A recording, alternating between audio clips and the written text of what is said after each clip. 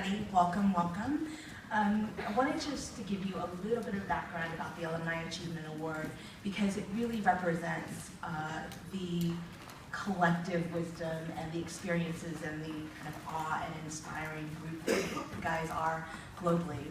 All the committee members that were on both committees came from as far as India and Sudan and as close as Arizona and Toronto, just to give you a sense of those who were on the committee.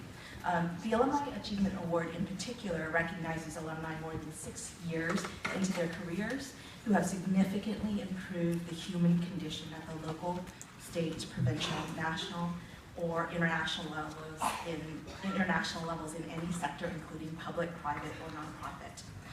Nominees' achievements demonstrate an innovative, scalable, sustainable approach to solving a public problem. And just to give you a sense, because I am an MPID, we actually put those into metrics. So we actually judge everything based on 2 sets, both the individual work of the nominee against whether or not that work was influential, didn't make a difference or change, innovative, scalable, and sustainable. And then the nominee, him or herself. Are they an innovative leader? What degree of accountability and responsibility did he or she hold and demonstrate? And then, do their values demonstrate Kennedy School values? Every year, the collective work of this alumni group is really awe-inspiring, and this whole process is a really, really tough process that takes about 3 months of deliberation and analysis. That said, this year, together, we recognize the work and the courage of Leopoldo Lopez, MPP class of 1996.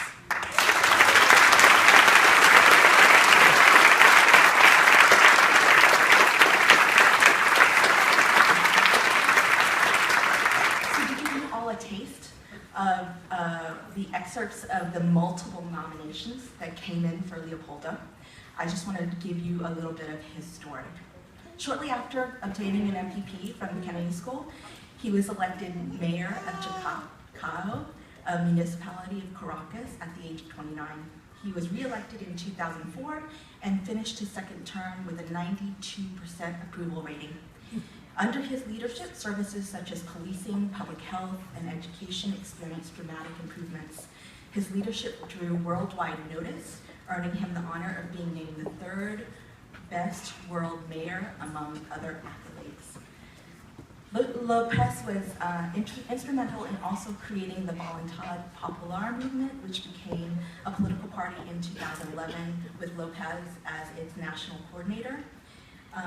Voluntad Popular, excuse my pronunciation, People's Will, soared in popularity. Through the party, Lopez worked to improve conditions across the country and to build small community teams called Redes Populares, or popular networks, to empower the poor in Venezuela.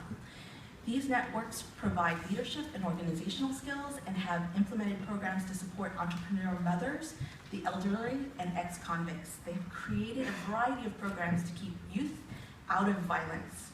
After finishing his term as mayor in 2008, Lopez was favored to become mayor of Caracas, but the government unconstitutionally banned him from running for any elected position.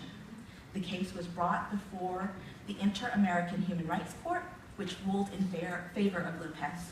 Since February 2014, students have led marches in protest of the government's failure to tackle high inflation, crime, shortages of basic goods, corruption, and intimidation of the media and opposition. Lopez took a leading role, demanding an open discussion about a constitutional way to deliver the changes that the population demanded. In response, the Venezuelan government detained hundreds of students and arrested Lopez, who made the decision to turn himself into the Venezuelan authorities. Without a trial, Lopez has been held in Ramo Verde military prison for 4 months. At this time, he remains imprisoned. He is the first person to receive the Alumni Achievement Award in absentia. During his last hearing, he said, "We are living in a dark time when criminals are rewarded and they want to imprison the Venezuelans who want peaceful, democratic change. I ask you not to give up. For his support of good governance and transparency in Venezuela, we honor Leopoldo Lopez today. I'd like to invite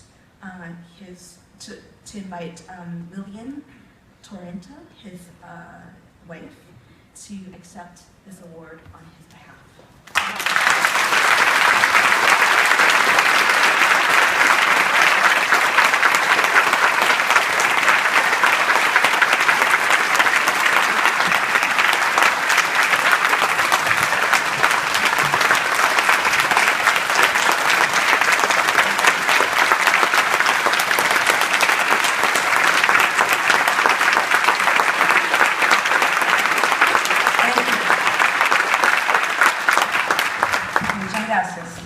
Thank you very much. Este aplauso es para Leopoldo.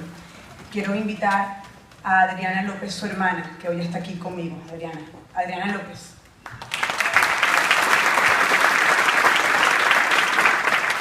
Good morning, everybody. My name is Adriana Lopez, and I am Leopoldo's younger sister. On his behalf, I have a letter that he has written from prison to read to you.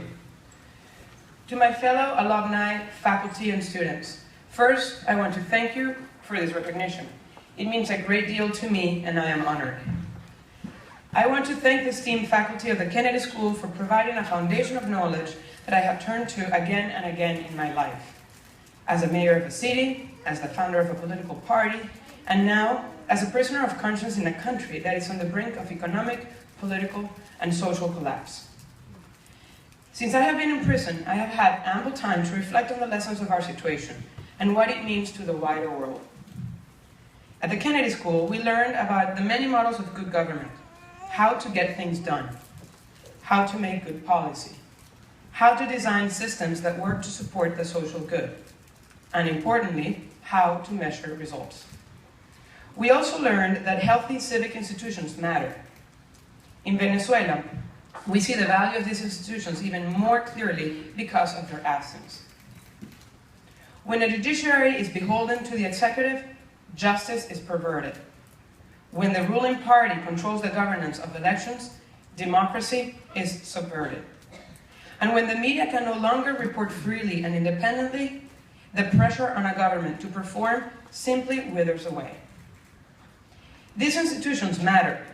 When we take them away, the consequences are clear and measurable. Venezuela now sits atop the world rankings in all the wrong categories. Number 1 in the Western Hemisphere for inflation. Number 1 in the Western Hemisphere for scarcity of basic goods. Number 2 in the world for murders. Despite having great resources, our government has done little for the poor, and when they do, it is always at great cost. I do not believe in regimes that offer citizens a trade-off between welfare and freedom, because we cannot separate those two. One feeds the body, the other one feeds the soul, and we are, above all, human beings. This is what millions of people in Venezuela are experiencing. This is why we work for change. When the government issued a call for my arrest, I had a choice to make. I could flee the country, or I could remain in hiding, which other persecuted leaders have managed to do successfully. As I thought through these options, I returned to the values that brought me to the Kennedy School. I remembered the passion I felt, the excitement of making a difference for my country. The lessons that were instilled in me here allowed me to make a choice that the ruling party probably never expected. To face my accusers peacefully and publicly.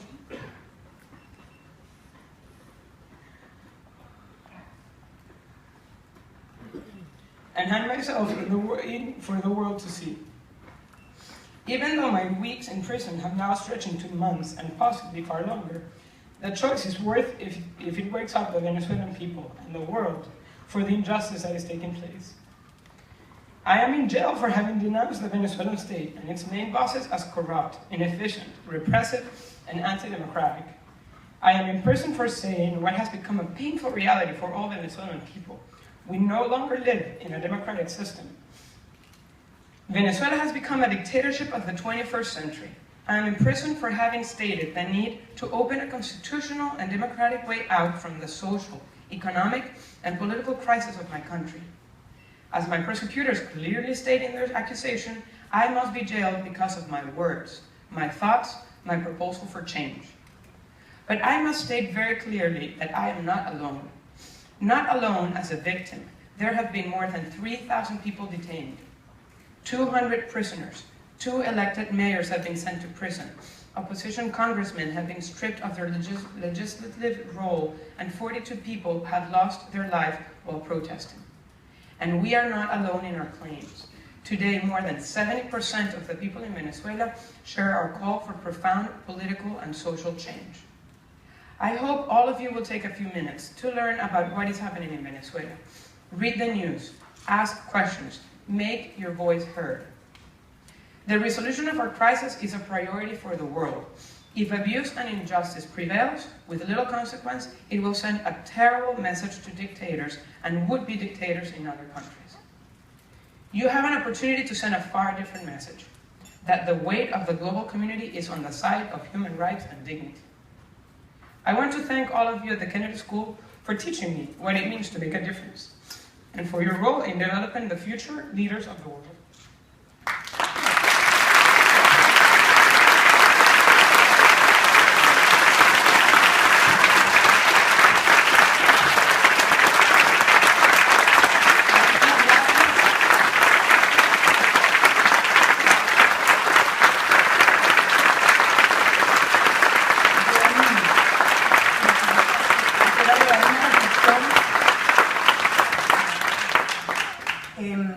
Mi reflexión el día de hoy es qué ironía y qué impresionante que hoy una de las universidades, la mejor del mundo, hoy Harvard premia a Leopoldo López por lo que es, por sus ideas, por ser progresista, lo premia por lo que aprendió aquí.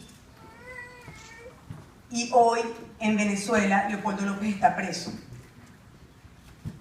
por ser un progresista, por soñar con un país mejor. Lilian wants to share with you that it's such an irony that today one of the best universities in the world, Harvard, which taught Leopoldo so many of the values and things that make him a progressive leader that fights for freedom, that today he cannot be here because the Venezuelan government is chastising him and punishing him exactly for being a progressive, open-minded leader.